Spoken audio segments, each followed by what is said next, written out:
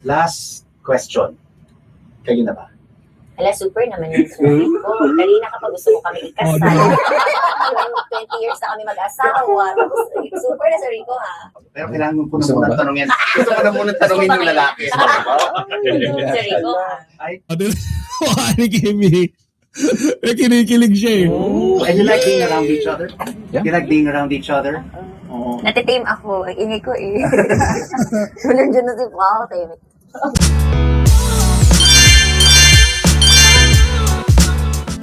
Siguro ano lang, when you work with Kim, you're... Iniisipan mo. Hindi mas...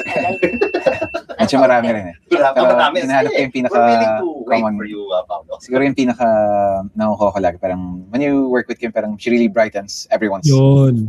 day. Kumbaga, she's like Is a ball totoo of naman. sunshine. Totoo Kinikilig naman. pa ba kayo? Sa exam? Sabi na parang mag-asawa kami. Tinatanong ko. Pinikilig ko ba kayo? Bakit? Hindi ba? 28 years. Ay, para daw magkasawa. 28. Wow. Para daw mag-asawa. Actually, kay Kimi lang kay Kimi nang galing yung salitang yan. Ha? Siya yung unang nakaisip dyan. Parang ikinukumpara niya na sila ni Paolo as mag-asawa. Ang tanong lang naman ni Sir Rico dyan, kinikilig pa ba kayo sa isa't isa? Si Kimi, yung banat niya kagad, parang mag-asawa na kami Di ba? Parang nagpaparinig na gusto ko na mag-asawa talaga kami Yes, na ako. Kinikilig ka pa ba? Kinikilig pa rin ako. Like super. Oo. Anong kinikilig. date niyo ng Valentine? Ha? As a 28-year couple, anong date niyo pag Okay Valentine? na, simple na lang. Simple na lang. Well, nanood kami ng Wuthering Heights. Oh, the new one. Painful. Maganda. Painful, but wow. Love is forever. Hindi ba? And nanood pa kami ng volleyball. Ay, di ba? Kakaiba naman, hindi ba? Hindi naman laging fine dining or romantic dinner. Yeah. O volleyball, nanood ng sine. Super magkaibang feelings. Parang magkaibang feeling. Hmm. Hindi ba? So, kinikilig pa kayo? Kami, cutie naman siya. Yes. Asawa naman yung tanong mo sa Rico. Balikan mo na lang kami susunod. Naman eh. Ikaw, Paolo. Ako sir, parang parang the word kilig for me is parang Ayaw niya. hindi ko siya ma-distinguish ng maayos sa personality ko, pero siguro if in terms of does Kim make you happy, I would say yes. Di ba? Yun yung sinasabi ko. So, eto mga chika, parang parang hindi man direkta again. Hindi man direkta. Ang dami pang pasikot-sikot, puzzle pa ni Pao eh. Pero ang sagot, kinikilig pa ba kayo sa isa't isa? Paolo end up saying, yes. O, di ba? Simple lang eh. Yes, kinikilig pa rin kami sa isa't isa. Tignan niyo yung mukha ni Kimi dyan. O, di ba? Mukha ni Kimi. Kinikilig siya eh. You like being around each other? Natitame ako. Ang ingay ko eh. Wala dyan na si Pao. Tahimik. Hindi ka patahimik ngayon. Hindi, ano na to? Pero nandito siya. Compose na to, Sir Rico. Para sa listeners na hindi pa nakakapanood, no? Paano niyo describe ang Alapay? Ano yung game na pag pinapasok mo yung kamay mo tapos hindi mo alam yung hinahawa? What's in the box? It's like a what's in the box game. Na parang kinakabahan ka dahil hindi mo alam kung ano nahawakan mo, tapos hindi ka sigurado kung ano mangyayari sa kung hindi mo mahulaan kung ano yung nahahawakan mo rin. Yung mga questions sa isip nila, I think masasagot na dito sa full version na TV version. So it's a thinking. Yeah. It's a thinking series. Yes. No? How would you describe it in your own personal way, Kim? Basahin muna natin yung mga comment nyo, ha? Ayan, sabi ni Madam Rebelin Starkey, Inel, di ba ma'am, nung pinalabas ito yesterday, I was driving, taking my daughter to school, hanggang bahay sa bahay, pinapanood ko, I took a nap, then I watch it. Ayan. Again, when I pick up my daughter while driving hanggang sa phone ko at sa TV, talagang nabubuwang ako sa Kim Pao. Pareho tayo, Madam Rebelin. Ayan. Corazon Reyes, kung di yan magjowa, hindi yan sasabihin ni Pau na bahay-bahayan sila. Oo, tama yon. Tama yung sinabi ni Madam Corazon. Off limits sabihin yung bahay-bahayan sa isang babae na hindi mo naman karelasyon. Di ba? Walang inamin, pero booking eh. Di ba? So, why does someone says something to a girl na wala naman silang relasyon? Di ba? Foul yun eh. Ibabahay-bahayan mo isang babae. Di ba? Malalim na salita yun. So, feeling ko, kaya confident si Paulong sabihin yan kay Kimi in an interview habang nanonood lahat sa kanila simply because meron talaga. Di ba? Galing na ito ni Madam Corazon Edita daw sa pagiging kadaldala ni Kimi na mabigay ng saya sa pagka-partner or love team. Walang sad good vibes, lahat walang problem, happy. Ang Kimpaw ay matagal nang magkarelasyon, matatanda na tayo para malinlang pa tayo. Blessed Thursday Day, Chika Patrol. Ang ganda ng interview dito ni Rico sa Kimpaw. Kailangan pa bang i-memorize yan? Hindi na kailangan umamin, nakakakilig na sila. Actually, lahat ng mga sagot nila, all of their answers, complements one another. At ang nakakatawa dito, ina-amplify pa ni Sir Rico yung pagiging complementary ni Paolo at ni Kimi sa isa't isa. Hindi kagaya ng ibang mga reporter na ipinagtataka mo, pakialam meron na nga sa mga tanong, binabash pa ang Kimpaw. Look at Sir Rico. Meron ba siyang sinabi na hindi siya satisfied? Kahit isang beses lang, hindi siya satisfied sa sagot ni Kimi at ni Paolo? No, because Sir Rico simply respect what Kimi and Paolo is saying. Kahit anong sabihin nyo, Kimi and Paolo, kahit anong isagot nyo, irerespeto ko yan. Hindi ko kayo ibabash. Hindi ko titigilan yung pagsuporta at pagtatanggol ko sa inyo. Di ba? Yan ang professional. Yan ang tunay na fan. Hindi nakikiangkas lang sa kasikatan. Matuloy natin. Itong alabay. This is everyone's truth. Para siyang, it's your truth, it's my truth, it's his truth. Pero sino ba talaga ang may hawak ng totoong truth?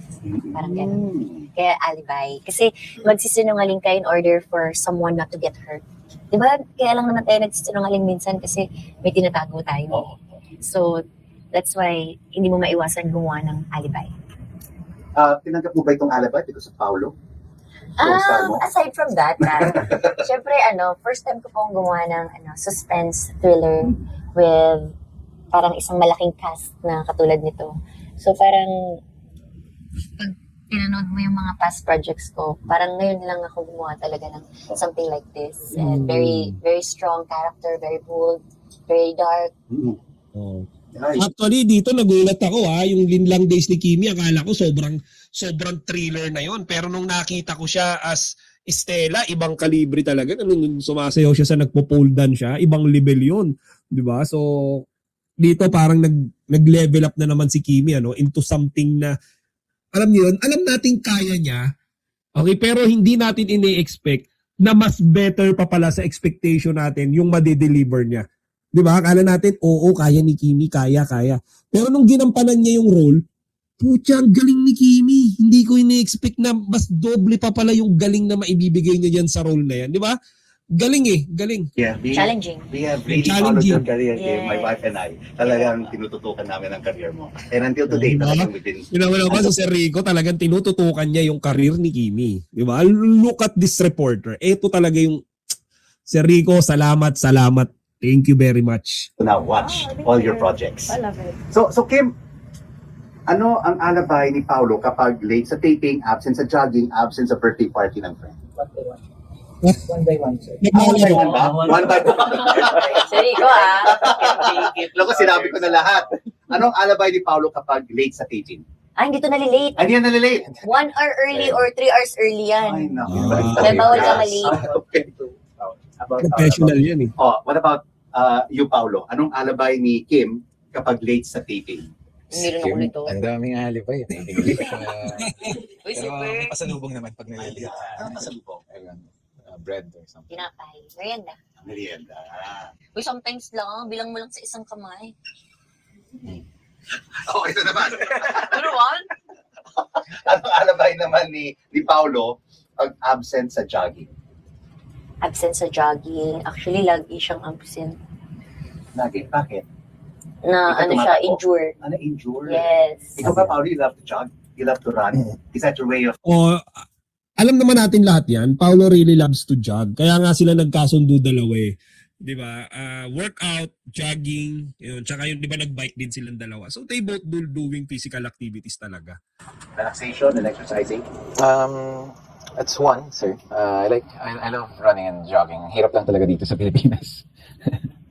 Well, of course, considering na Kasama naman si Kim sa jogging. Kahit pahirap sa Pilipinas. pero syempre there's always cell phones and there's always so parang medyo I like jogging at peace without friends. That's why we're also abroad. Parang, it's one thing we do. Parang, we jog. Get to see, get to learn the place better when you run. Ano ang alabay ni Paolo pag-absent sa birthday party? Tulog na siya. Di ba no? Hindi siya lumalabas eh. Kasi love na love daw ni Paolo yung sleeping. Oh, wait lang. Wait lang. Pagdadasal muna natin si Queen Catherine. Ayan, pray for us. Naku, Queen Catherine. Ayan na naman. May bomba na naman. May kawawa naman to si Queen Catherine eh. Queen Catherine ha, make sure mo lagi ka magpaparamdam araw-araw para alam namin okay ka rito ha. Kung naman tayo dito, member ka ng family natin dito. So, paramdam ka palagi. Okay, we'll pray for you. Stay safe dyan sa Qatar. Okay, wag kang masyadong lalabas and doon ka lagi sa mga safe na lugar. Okay? You love your privacy and you really need your sleep. You love your sleep, your rest. Sakto lang naman, sir, but ano lang, parang Kaya ang puti niya, oh. Wala siya sa araw. I think it's a sign of aging as well that you don't really go out often unless it's something important. But aren't you only like 26? La la la la! 27 naman, sir, 27. 25. 22. Turning 23 this year. Anong pinaka nakaka-excite sa inyo sa halo ng romance, crime, mystery at thriller sa show? Tignan mo yung Tagalog ko talaga. Bumabalik natin. Kasama ko lang si Kim at Yes. si Pablo. Okay lang yan, sir. Bumalik ka din ako pag nag-i-English. So, ano nakaka-excite? Nakaka-excite. Ano siya, lahat ng emotions, like full range of emotions. And na exciting siya kasi ano siya, yun nga, mystery. Yeah. It's something na kahit kami ginagawa namin, hindi rin namin alam kung ano yung totoo nangyayari. So talagang kahit yung script mystery. Yes. Actually, they Is hit that revealed to you for in one go? yes, we kumbaga may chapters na dumarating sa amin yung script and hindi rin pinapakita sa iba yung kung sino talaga yung pumatay or kung sino yung who's the mastermind. Parang it was really your Grabe, true no? emotions, no? Mm. Will come. Eto si Sir Rico, makikita mo talaga sa kanya yung curiosity and real feelings ng pagiging fan.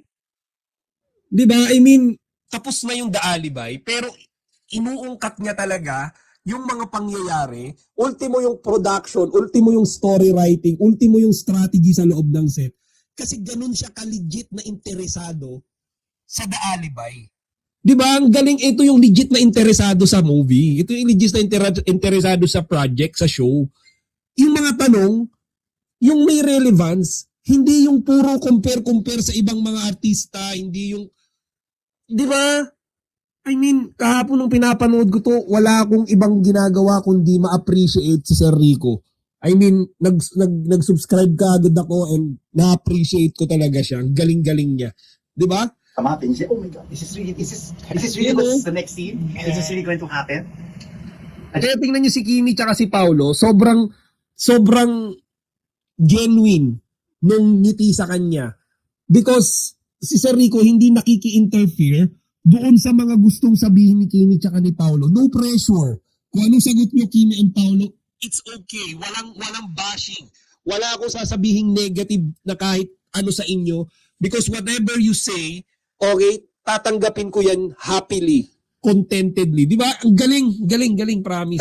This is what makes Alibay different Galing. from your previous projects, Paolo. Yes, sir. It's one of the reasons why it's different. And isa rin, mga kachikasan, ihabol ko lang, isa rin sa nagustuhan ko kay Sir Rico, because this interview, okay, is mostly about Kimi and Paolo's work. Okay?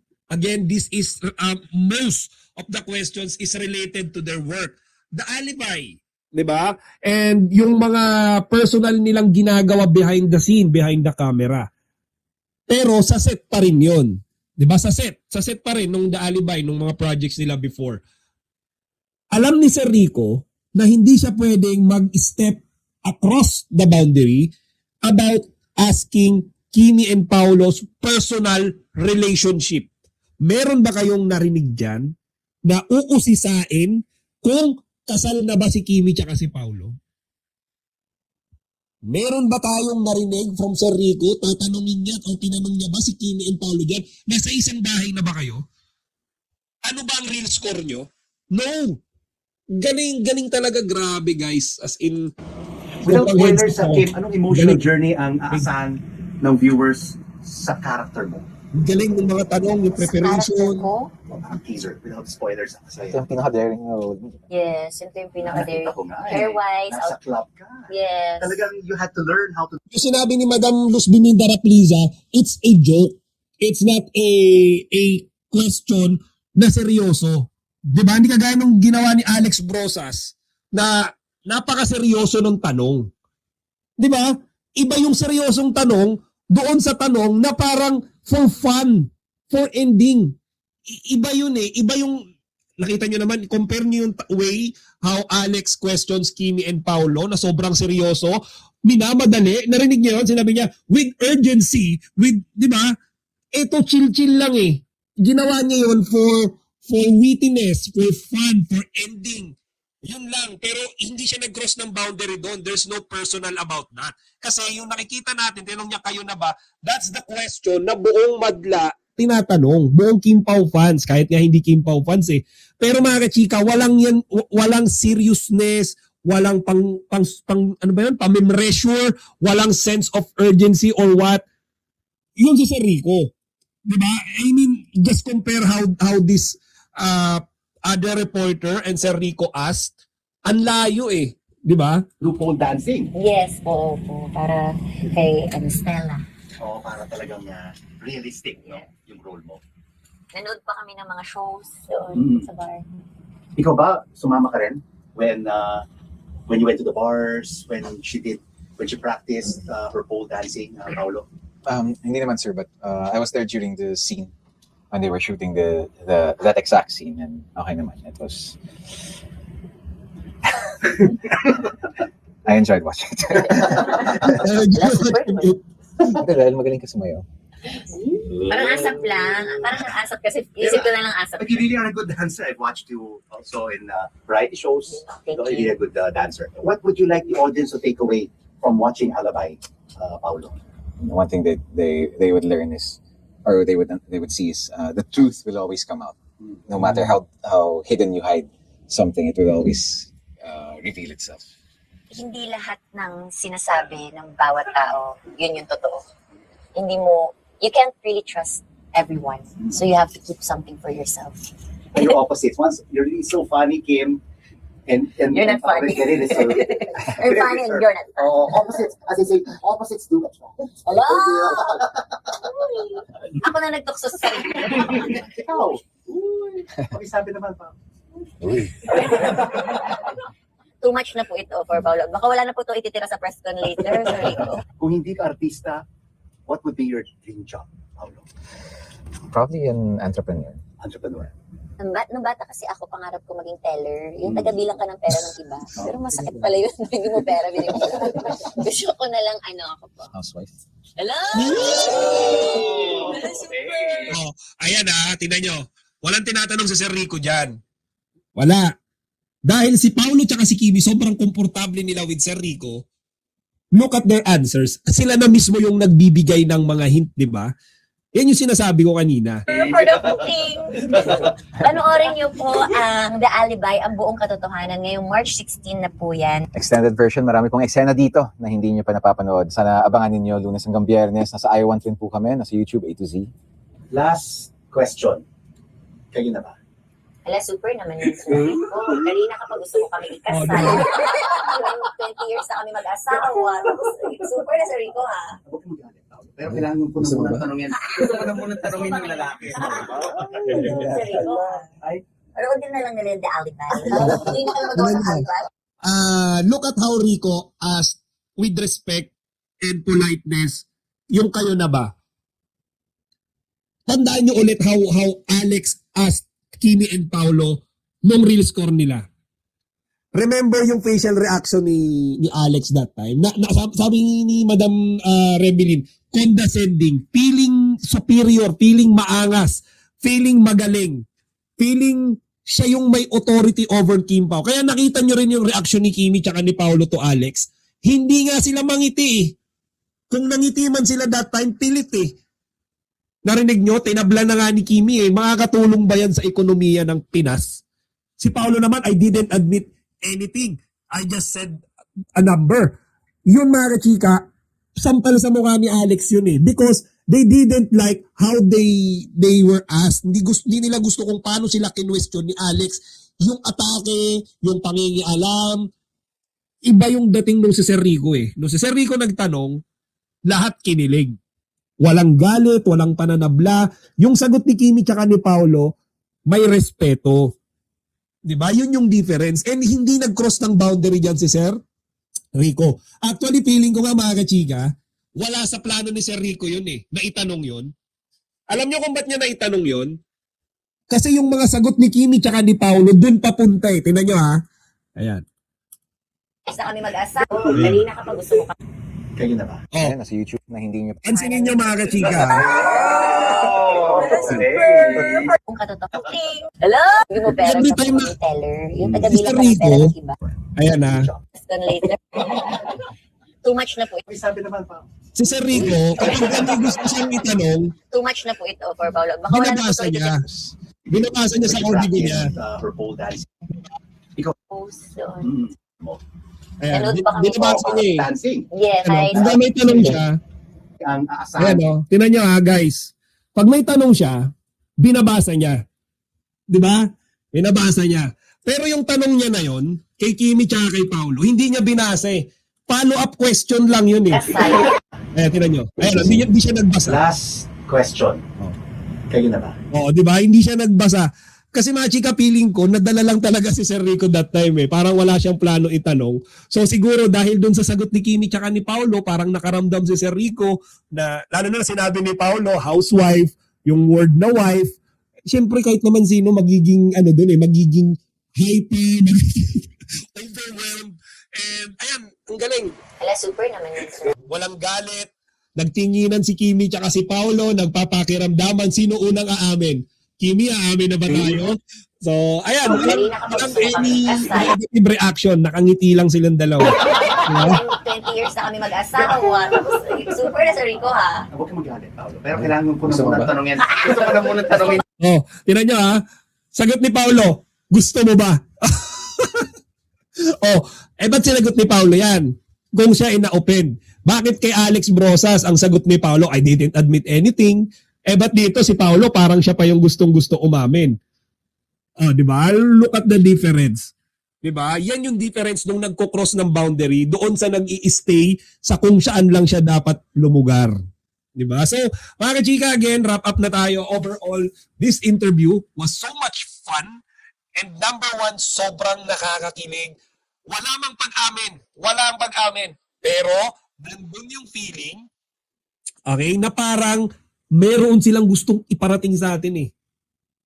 Si Paolo, sasabihin niya kay Kimi, yung mga 20 years na kaming kasal, ganito, ganito, gusto mo ba? And then kanina, di ba, sinabi ni Paolo, bahay-bahayan, sasabihin niya ba sa isang babae yon, love team, na hindi naman sila, di ba, it's a bit foul eh, kung wala talaga silang malalim na relasyon. Pero kung kaya mong biruin ng isang babae na magbahay-bahayan tayo, believe me, mga chika, yung relationship way deeper than a simple love team.